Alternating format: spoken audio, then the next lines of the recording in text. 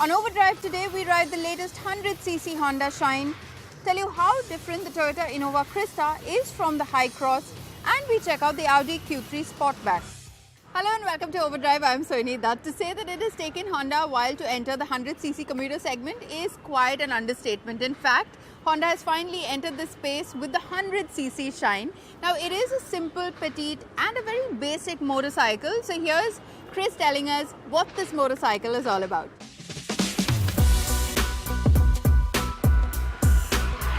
The Honda Shine 125cc, well, that commuter motorcycle did very well for itself ever since the company came out with it back in 2006. Now, since then, it has been the hottest selling Honda two-wheeler motorcycle the company has ever seen out here in India. Why? Because it was a very compelling package, because it was frugal, comfortable and very affordably priced. Now, Honda have gone one step further with the same package with this motorcycle that we have out here today. This is the Honda 100cc Shine. And well, how does this motorcycle fare in today's world? Well, we have a short while to find out. So let's get right to it. In terms of its design, the 100cc Shine resembles the silhouette of the bigger 125cc Honda Shine. Its theme isn't all new or very exciting, but overall, it's not the worst thing to look at out on the road either.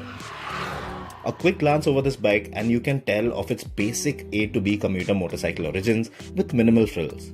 You get alloy wheels at both ends, but no tubeless tires or disc brakes, not even as an option. Then you get halogen bulbs all around without any of those fancy looking LED DRLs anywhere around. So there's function over form definitely with this one. The instrumentation, well, that's all analog. And like the switchgear, well, it feels of an older era and very basic. Although its overall levels of fit and finish are just about acceptable in today's standards with no real complaints, well, it still feels like a motorcycle that precedes the digital and Bluetooth era, and there's even evidence of cost savings all over this Honda too. Like for instance, the lack of a kill switch on the right side of the handlebar. Then there's the rider's foot pegs which don't fold back, so you could hurt your legs if you're pushing the bike using your feet.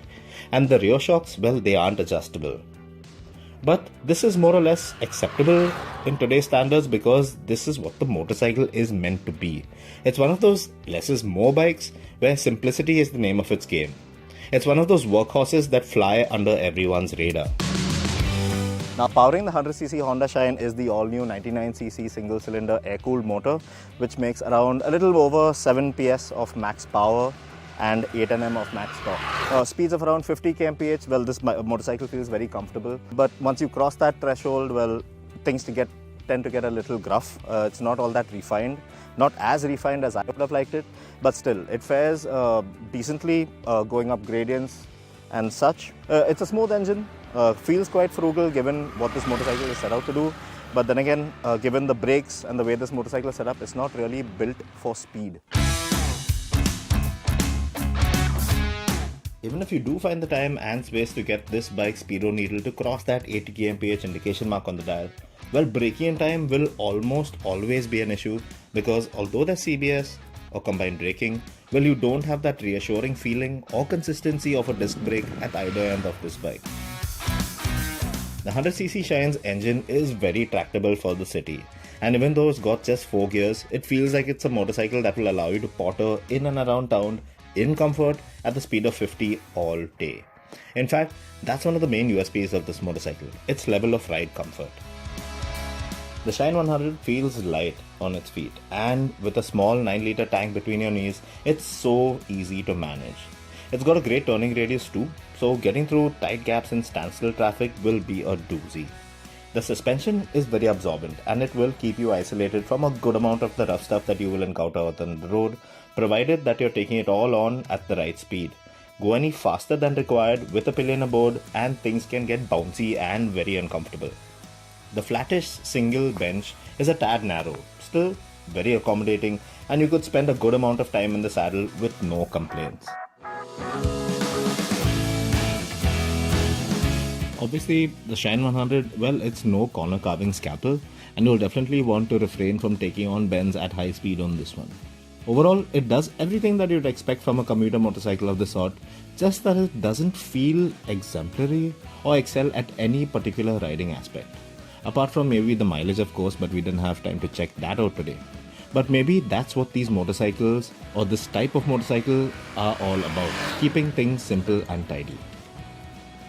Now the 100cc Honda Shine, well, it costs around 65,000 rupees ex-showroom India, and that's a good 15,000 rupees cheaper than the 125cc version of the same motorcycle. To sum it up, is it great to look at? No. Does it have a good amount of features? Honestly, it's lacking a certain bit. But then again, what it sets out to do, this A to B commuter motorcycle, it's easy to manage, it's very comfortable, well, it's very light and easy out on the road, and it does manage to do what it sets out to do pretty well. But the crux of the matter with this motorcycle, a commuter motorcycle of this caliber, well, the main USP has to be its frugality, well, its mileage and how much you get in return in terms of kilometers. But we can't really test that out today because of a limited time that we have with this motorcycle. But then again, given its price, it is competitively priced and it does seem like a pretty decent package out on the road for what it set out to do. In this very busy commuter space, the Honda Shine will be competing against the likes of the Hero Splendor Plus, the Hero HF Deluxe and also the Bajaj Platina 100. We'll be back very shortly after this break to tell you about